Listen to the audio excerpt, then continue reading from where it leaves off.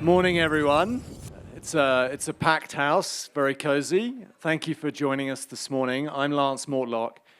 I'm the managing partner of EY's energy business in Canada.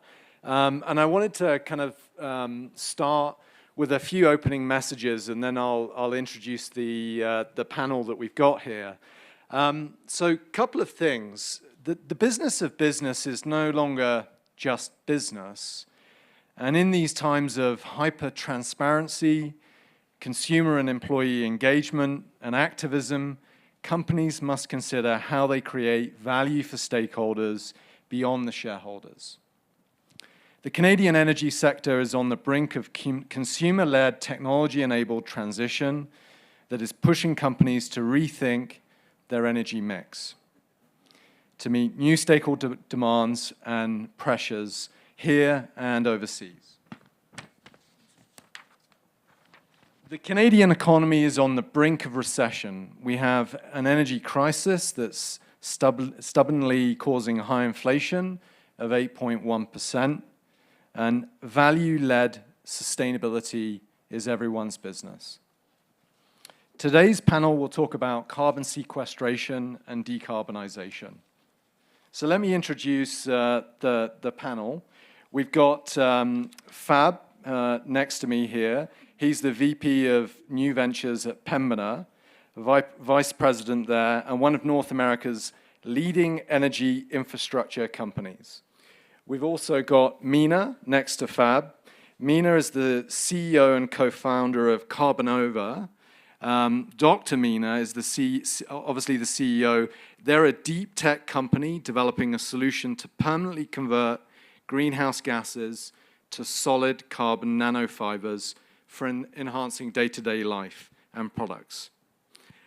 Next to Mina, we've got Lindsay. Lindsay's the VP of Non-Regulated Commercial and Business Development at TC Energy here in Calgary. Couple of additional notes about Lindsay. She's accountable for driving TC's growing Canadian gas non-regulated assets, including the Coastal GasLink project, the Alberta Carbon Grid, and new business development opportunities and strategic partnerships. And finally, on the end, we've got Patrick, who's the COO and co-founder of Carbon Alpha, a private company focused on evaluating, developing, and operating carbon sequestration assets within the emerging Canadian CCUS industry. So let's get into it. Maybe we could kind of kick off this panel with just a bit of definition for the audience around what is CCUS.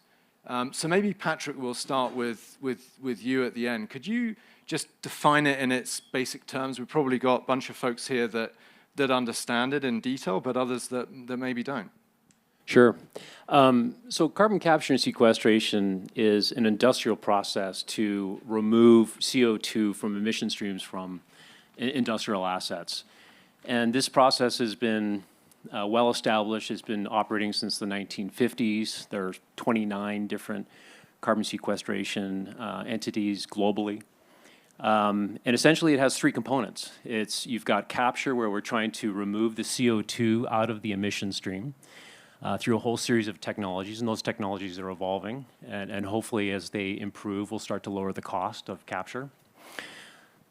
We then take that CO2 and compress it into the next stage and then transport it along pipelines, very analogous to oil and gas pipelines, so very familiar to industry operators in the Alberta energy context. And then finally, we would drill a well and we would inject that CO2 deep into a reservoir, and we can either permanently sequester that CO2 or we can use that CO2 to enhance oil recovery. And so what that would be is that injecting that CO2 into the oil reservoir, you're providing energy to get more oil out of the reservoir, very much akin to taking a 7-Up pop bottle, which we're all familiar with. If you take off the cap, you're lowering the pressure, bubbles come out, pop comes out. I'm sure the reservoir engineers in the crowd will be very upset with that analogy, but that's kind of what happens when we're trying to get more oil out of the ground. So those are the three stages: capture, transportation, and then storage. In a Canadian context, we have two leading global facilities in the world. We've got Boundary Lake Dam facility in Saskatchewan, which has been sequestering since 2014. And then in Alberta here, we've got the Shell Quest project, which has been operating since 2015. And it's sequestered over 5 million tons to date. Very successful project, very relevant globally as well. These are million a day type sequestration facilities. And it's a good example of private partnership with government money. There was a lot of government money that supported Shell Quest, but part of the obligation that Shell had for that government investment was to report all of their development learnings and all of their operation learnings. And all of that information is public, and it is truly the blueprint and the DNA of how future projects are going to emerge out of Canada. So there's a great benefit that that project is going to bring to the future of carbon sequestration in Canada and internationally. Yeah, so that brings me on to an interesting question that we talked about when we were prepping for this panel, is how do you scale, those couple of examples and take that, to another level in terms of just sheer number of CCUS projects in Canada that we need to partially meet our net zero obligations. Maybe, Lindsay, you want to have a crack at that one, this idea of how do we scale the impact? Yeah, and I think the scalability question is really important and critical here for Canada and how we are going to compete. And I think about it in kind of three ways. There's, we need to be competitive. And in order to be competitive, we really need to start to come together and collaborate. As Patrick said, we've got a lot of great expertise. This isn't new technology, and we can leverage a lot of the knowledge that we have in industry, both upstream, downstream, and midstream here, to come together to create kind of that scale and that competitiveness. I think it's going to be really important here, and something that we're doing here in the Alberta Carbon Grid is coming together with our typical competitors and thinking about how can we be creative to find solutions to reduce costs, to come up with kind of creative ways to build out that scale, but at an economical pace. So I think it's going to be really, really important here that we see that collaboration in order to drive that scale. And then the third component, and I kind of think of them as the 3 C's, it's certainty. So we're going to need certainty on regulations and policy here in order to help kind of drive that scale, drive that investment together as industry. Mina, anything you want to add? Yeah, I want to add one point to what Patrick explained and then go back to Lindsay. On the utilization side, we have different definition more and more emerging. And utilization comes as part of creating value and returning back CO2 into value chain. And something that is in the earliest stage of yet a scale-up, but it is coming forward as known as circular economy, so that carbon dioxide is monetized. Good examples are utilization of CO2 for building materials that is projected to reach into $300 million market for converting CO2 into mineral that used for replacing cement. There are a lot of examples of turning CO2 into fuels, CO2 plus hydrogen. You guys, chemical engineers, know that it gives building block syngas for production of methanol, production of plastic. So utilization is not just limited to what traditionally being used for enhanced oil recovery, but the challenge that this part of the technology of utilization is about the scale, because there's always a misbalance between the CO2 that energy industries emit and the CO2 that can go to materials, because the world use more energy than materials, technically. So from that perspective, utilization has been traditionally discriminated from the policy perspective. But we see that policymakers are acknowledging that, and in Inflation Reduction Act, we see that separation of credit coming for utilization that is announced $130 per ton for utilization, which used to be $35 per ton, and for capturing it's $180 per ton, which used to be $50 per ton. And then the threshold for utilization has been dropped from 100,000 tons to 1,000 tons, because acknowledging that this technology requires more momentum to move.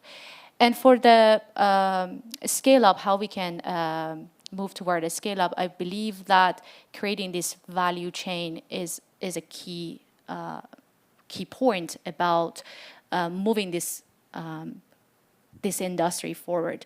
We see that for examples for oil. At some point, we were just burning oil, but now it's moving into value chain, going to upgrading, refining, making plastic. From plastic, we make composite. From composite, we make auto parts, sport equipment. So I believe that for CO2, we need value chain, and it is what utilization can create this economic momentum to pull this market forward.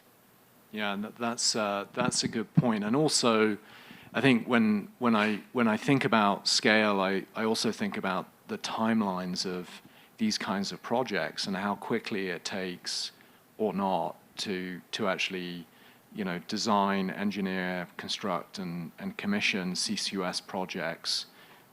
Like Fab, do you have a view on how long are we talking? How long do these projects take to get from inception to commissioning? Hi, everybody. So, the way that we think about this is it's really no different than how we develop other projects. It's big infrastructure projects.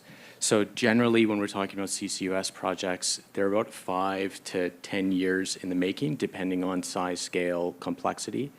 But that's the usual development timeline. You do some early exploration work on your geology. You understand whether or not it can actually hold the CO2 over a long period of time.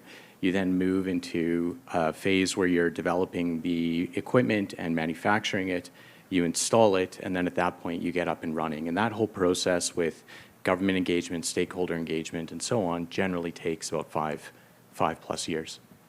And you mentioned geology, which I think is an interesting area. I was talking to a colleague of mine in the UK, and thinking about offshore reservoirs that they're going to pump CO2 into.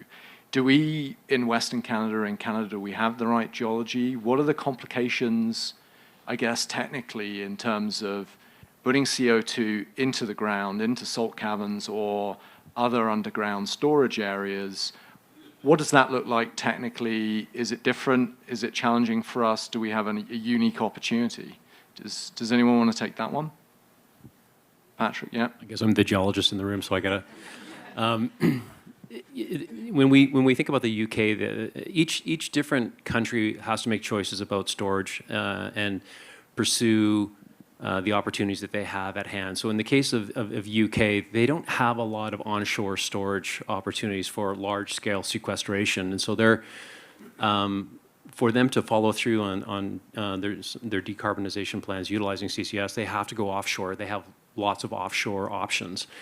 And so as a result of that, they've created a very significant network of pipelines to take that CO2 where it's captured from the industrial base and then take it offshore. And that's something that they're required to do based on the circumstances of that country. When you look at the United States and Canada, we have basins where we can store that CO2 more locally. And so as we think about Alberta specifically, or Western Canada more specifically, we have the Western Canadian Sedimentary Basin, which is an incredible petroleum basin. And so if we think about that petroleum basin as a great store of value creation that we've had for almost 100 years, we've been pursuing this, and we just sort of turn that upside down and look at it as a storage opportunity. We have tremendous opportunity within Alberta to create these types of reservoirs and identify them. And it's very important that we go through a number of steps to ensure that the CO2 that we inject is going to be permanently stored or used for EOR or used for other utilizations, as Mina talked about. But from the subsurface perspective, there's a lot of upfront work that needs to be done from a characterization basis just to understand that these reservoirs are suitable and that we're going to be able to contain that CO2 and it's going to be permanently stored. And there are processes that have been developed for CCS that require measurement, monitoring, and verification, or MMV. And these are processes where we are either directly sampling the reservoir with monitoring wells or monitoring wells that exist up above the actual complex, so make sure that CO2 is not getting out, utilizing 3D seismic, utilizing seismic products like VSPs or vertical seismic profiles, where we can actually measure how that CO2 is behaving in the subsurface with our reservoir simulations. And we're measuring that over time to making sure that CO2 is behaving as expected, because we want to be sure that CO2 is safely stored underground. Public confidence, regulatory confidence for these initial projects is really important. We need to have the credibility to operate these things. We need to decarbonize, but we need to have confidence that these projects are working. MMV is a process that is different than oil and gas, that we're directly monitoring this and making sure that it's coming out. And of course, that plays a role in the carbon credits. Carbon credits are financial instruments, and the purchasers of those want to know that CO2 is permanently sequestered. MMV is part of the process that certifies that CO2 is permanently sequestered. So there's a lot of technology, there's a lot of workflows that have been developed to make sure that the rocks that we're injecting into are suitable and that it's permanent storage. Okay. Yeah, go. I was just going to say, I think we have some of the best geology in the world to do this. We've proven it with Quest. And when you look at the reservoirs that are being looked at around the world, we're definitely top 5. So it's truly a remarkable location in Alberta. Not only do you have the emissions, but you also have the geology to support that decarbonization path. And so we're in this really amazing place to be able to go and really execute on this in a way that's never been done before. So you mentioned policy and regulation. We'll come back to that in a second. But maybe before we go there, just one more sort of question on infrastructure and actually getting the CO2 to the reservoir. You read in the media that we can repurpose existing infrastructure.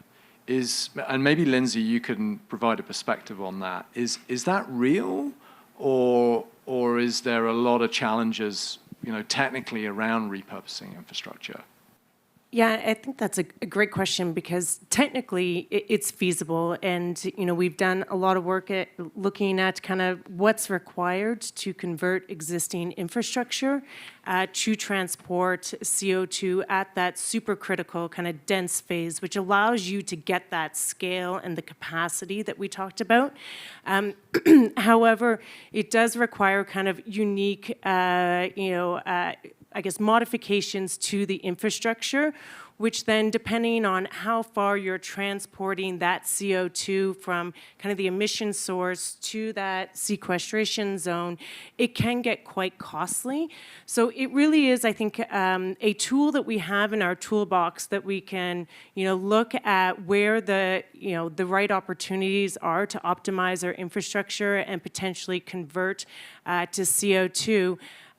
But it can get quite expensive, and that's where sometimes more of a fit-for-purpose solution may be better and more economical. But I think one of the other opportunities that we have as industry, and especially here in Alberta, is that we have significant rights-of-way and access to easements that we can leverage that reduce the environmental impact and the stakeholder impacts. So to the extent that we can leverage the existing right-of-ways to connect the emission sources to that sequestration, it really does still have an overall impact in costs and environmental impacts. So that's an important consideration. Mina, anything that you wanted to add to that from an infrastructure perspective? The only thing that comes to my mind is that in Alberta, we have been relying on our natural resources for hundreds of years. And now we are again saying that, hey, we have great logistic for CO2. So it sounds that we're just relying on nature that solve our problem rather than quickly taking advantage of being ahead and move that industry faster. So I would say that a lot of policies should help that Alberta does not just stay for storage, for greater storage. Yes, we do have, but also we need to collaborate with other part of the world, and especially in Canada, to be able to export the knowledge that has been in Alberta for so long about drilling, about enhanced oil recovery, capturing. So all of that knowledge should now be exported in being able to pull this industry further. That comes to my mind. So great segue into policy and regulation. So we've touched on that a little bit in some of your remarks. Maybe let's unpack that a little bit further in terms of, from a policy and a regulation perspective, both provincially and federally, what do we need to happen to allow this to scale, and have the impact that we need to have? Fab, do you want to kick us off? I was worried you were going to ask me. The way that I would think about it is federal and provincial and even municipal governments really need to provide a balance between certainty, and that comes in a number of different forms, and then the other side of the equation is allowing infrastructure to go forward. And Canada has struggled with those two pieces. I think if you look at some of the things that are happening in the US with some of their policy, very, very friendly to industry, very, very friendly to decarbonization, and you'll see a very rapid development of it there. In Canada, we're still trying to find that balance between certainty and allowing infrastructure to build. Why is that so hard, though, do you think, here? In Canada? Yeah. Please continue, Fab. Yes. Let's talk about our federal government. No, we're not. I think. My opinion would be that we are trying to find. We've made public commitments around decarbonization, and we're trying to implement policy that allows us to get there. And unfortunately, when you look at emissions across Canada, the oil and gas sector, Alberta is one of the large emitters. And so they're putting in policies that in some ways target us. And the policies that they're putting in are unfortunately they're sticks, they're not carrots. In the US, they're carrots. And so they're trying to find a balance, right? This is new, this is challenging, this isn't easy. And so they're trying to get to that decarbonization goal, which is really important, and find a way to do it. And so they're working their way through it, and we will work with them to work our way through it. And your comment about the US is an interesting one. So when we talk about the carrot approach to policy and regulation in the US, like what kind of impact have we seen so far from a CCUS perspective? Fab, continue or... Feel free to jump in here, guys. Yeah. Well, I think they've made it very, very simple. They basically said we are going to put a price for every unit of carbon that gets put into the ground, or utilized, or captured out of the air. It's a very high price, so it makes the projects economic, and they've come up with a really simple mechanism in order to help fund those projects. And they've created certainty around it. They've had a program that's been in place for a number of years. They've extended that program. People understand how it works. They can operate. They can make investment decisions. There's not a lot of change. And so that policy framework has made it very easy for people to go and build big projects. And I think you're going to see a rapid development of that through the US. I'd like to add a point that as an entrepreneur, Canada is a great place for innovation. For earliest stage, we do have SR&ED tax credit, which is very, very helpful to initiate companies, technology companies, and doing R&D. But for scale up, we need more. and that's totally different policies, regulation that is required. And what Fab was mentioning, it's something that we really, as a Canadian startup company, we see momentum is more in the US from the capital availability. And now these policies are helping investors to make faster decisions for investment in the startup companies like us in CCUS.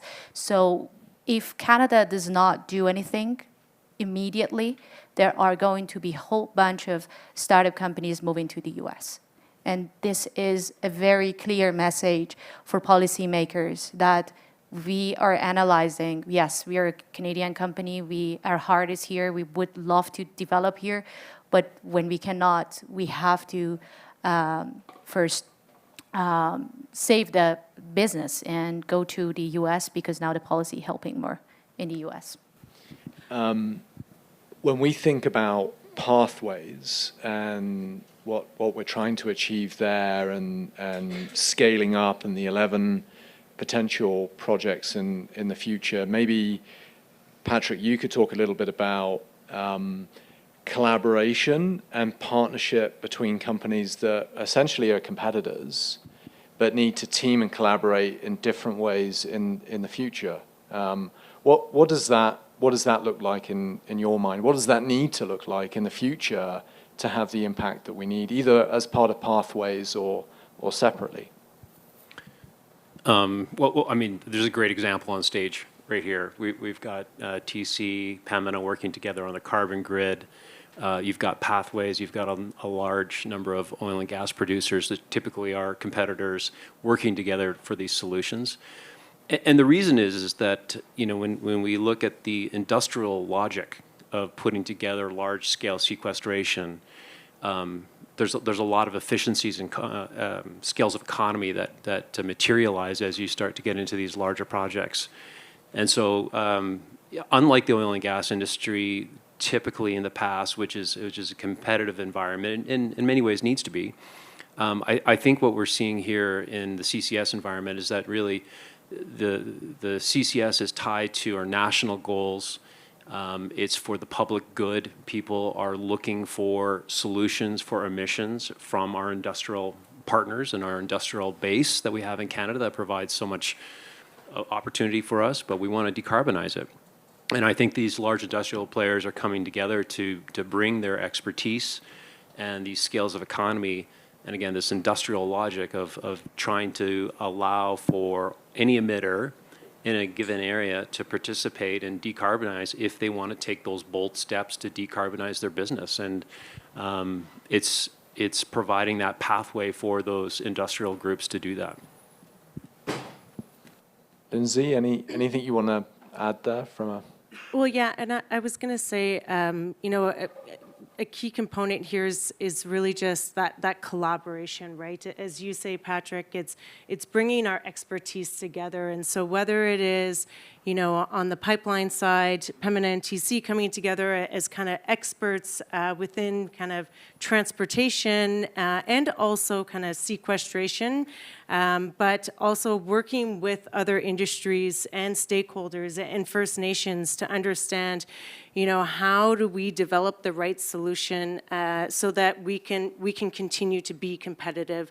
Again, if we can find those solutions for industry, for the WCSB, we can ultimately all kind of ensure that we're remaining competitive and valid, right? So I think it is important for all of kind of across the value chain for us to come together, not just kind of the upstream, but looking at, where do we bring something to the table and how can we innovate together and think about it differently?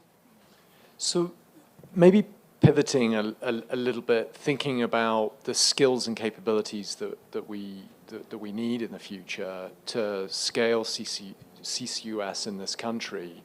We talked about EOR, we talked about drilling, we talked about pipelines.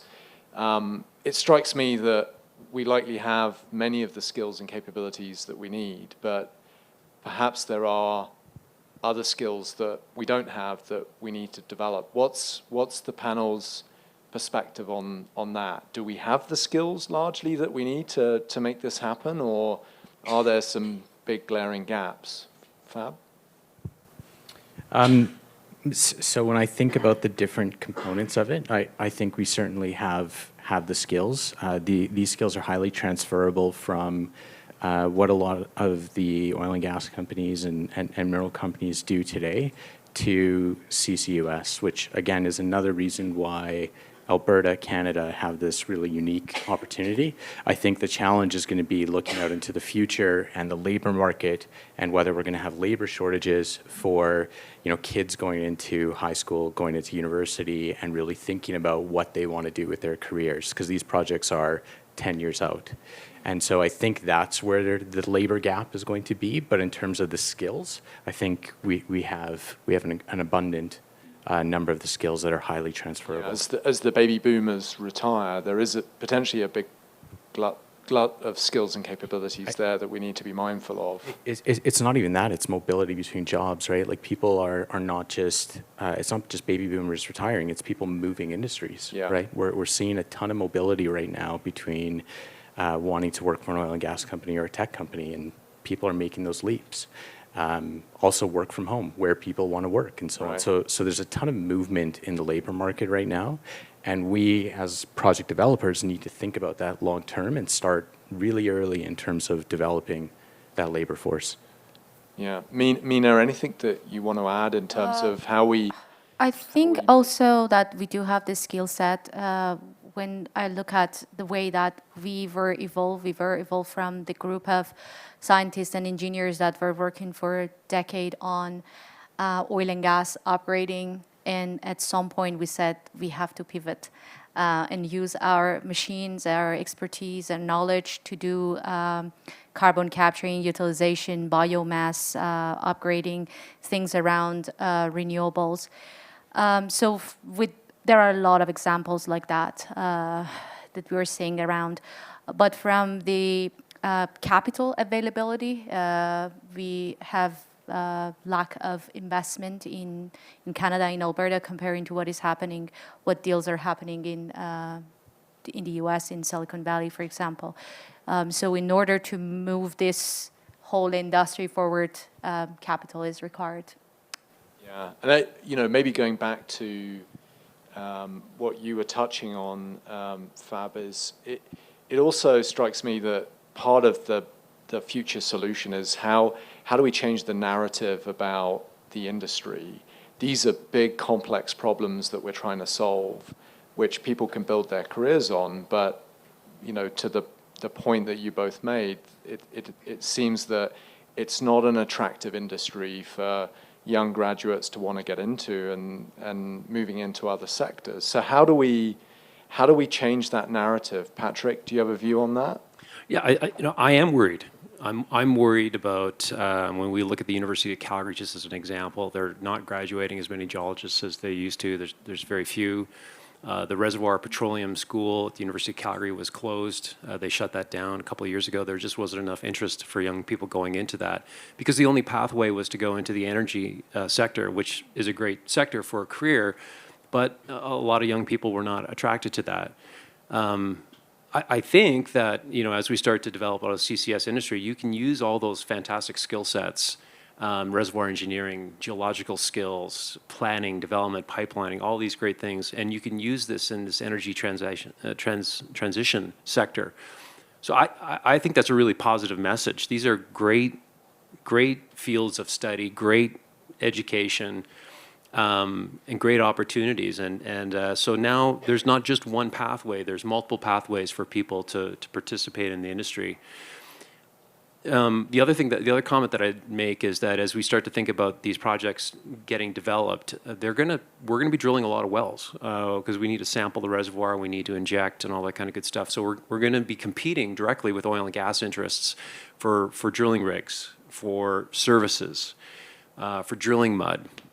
All of these challenges that is going to create inflation in the industry if we're not careful about how we plan these things. I think we saw that when the oil sands were being developed. We had a massive rush, we had a massive boom, we had incredible inflation, probably made a bunch of mistakes along the way.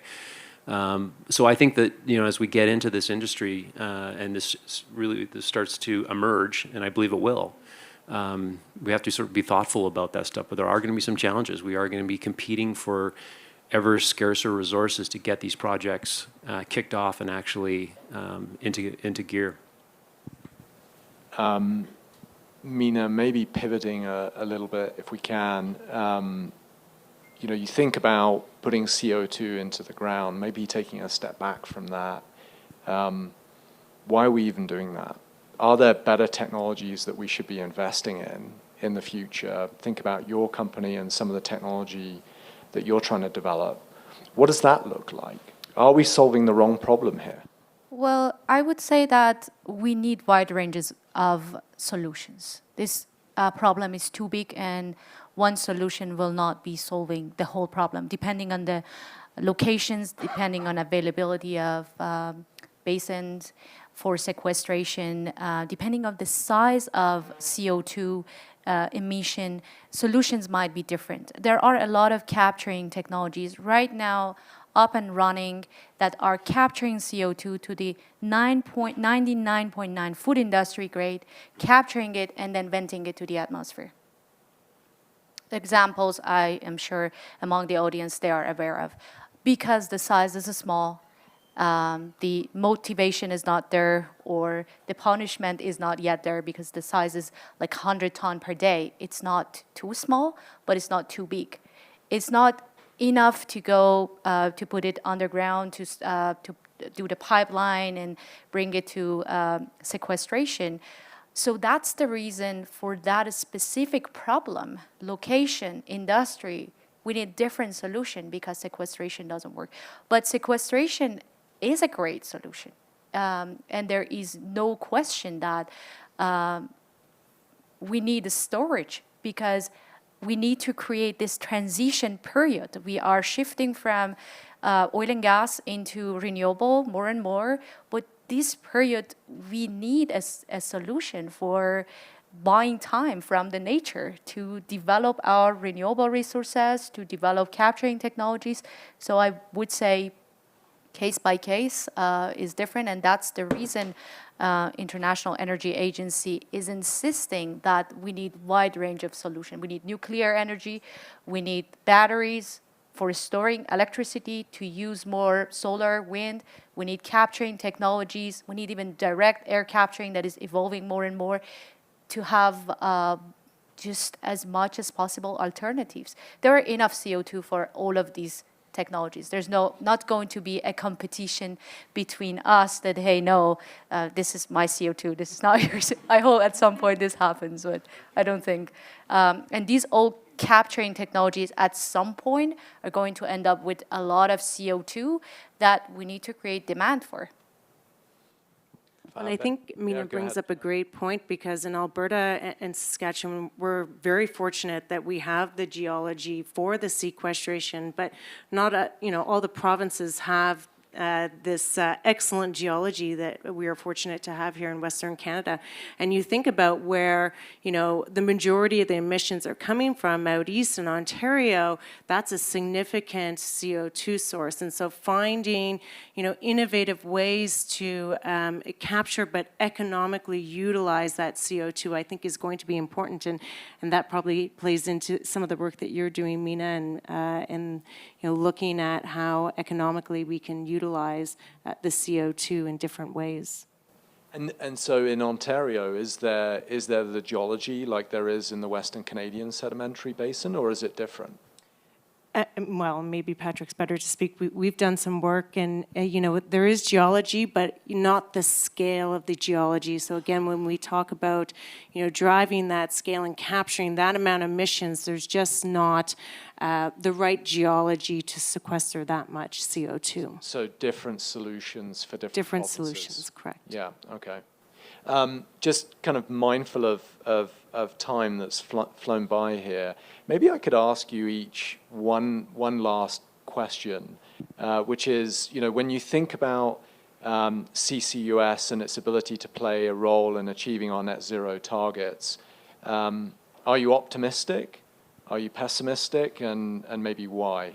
So maybe start with you, Patrick, and work our way across. I am optimistic. I started a company around it, so I guess I have to be.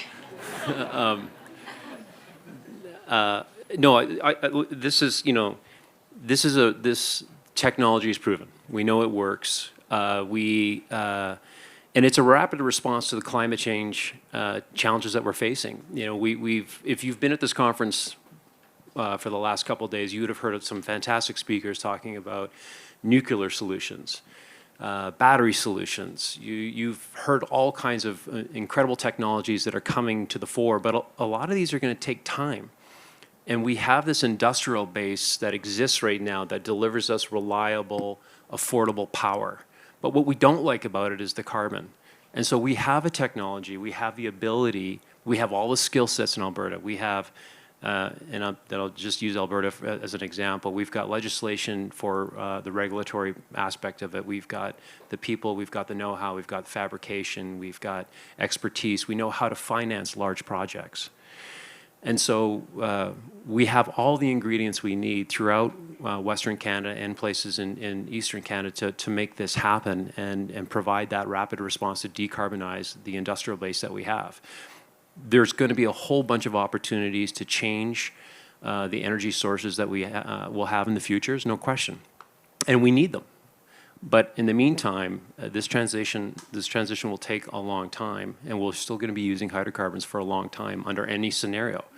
And so this really, truly is an opportunity to make a difference. And I think, getting back to a comment you made earlier, the narrative out of Alberta, the narrative out of Western Canada, it's not just about oil and gas, it's about cement, it's about petrochemical, it's about agriculture, it's about all of these emission sources. And we can do something about it in Alberta, and I think that we can be some of the best in the world at it.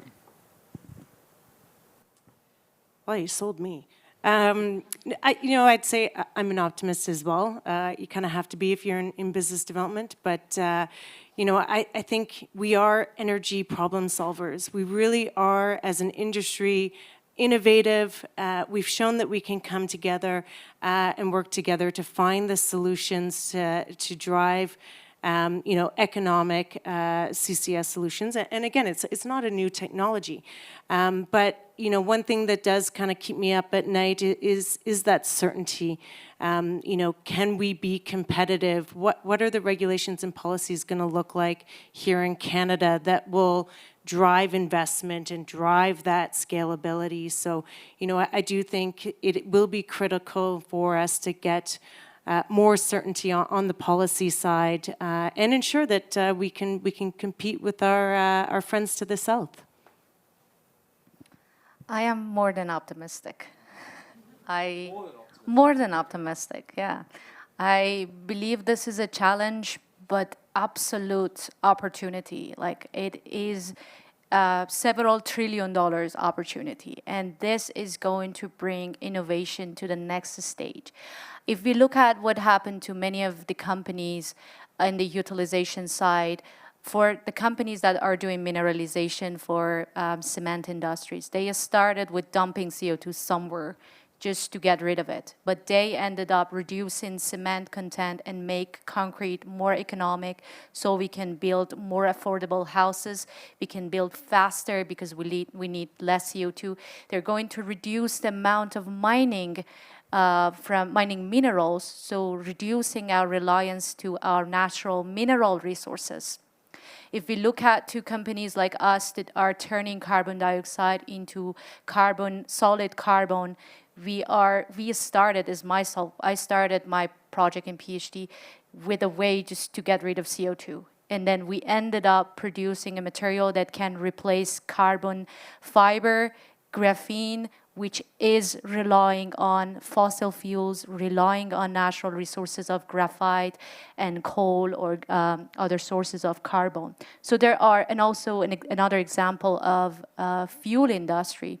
So we are looking into technologies that are turning CO2 into a whole bunch of other products based on syngas, based on carbon monoxide and hydrogen that can go to different technologies. They all started with how to get rid of CO2, but now they are moving into making products more economic, more sustainable. That's going to happen, and energy transition will help that innovation to come forward.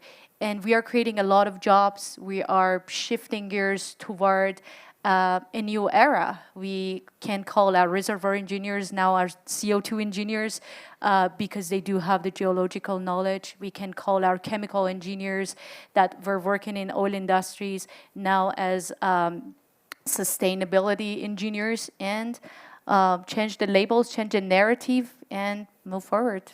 CO2 engineers, I love it. Fab, do you want to bring us home? Sure. So I'm exceptionally optimistic. I think this. More than me? I'm tremendously optimistic. One might say. I should find another than adverb here. Yeah. Okay. Well, we'll work on it. This is one of those. So our industry and has been exceptionally capable at technological development. This industry is a technology company or industry, and we've made huge leaps and strides. And this is the next challenge, and this is the next opportunity. And I think we're going to do it in an incredible way. And what I'm really excited about is the open innovation that's happening around this. It's collaborative, whether it's with governments, whether it's with companies, big or small. It's really remarkable. And so when I think about that ecosystem that's developing around this, I think there's nothing, we should all be very optimistic about it. Awesome.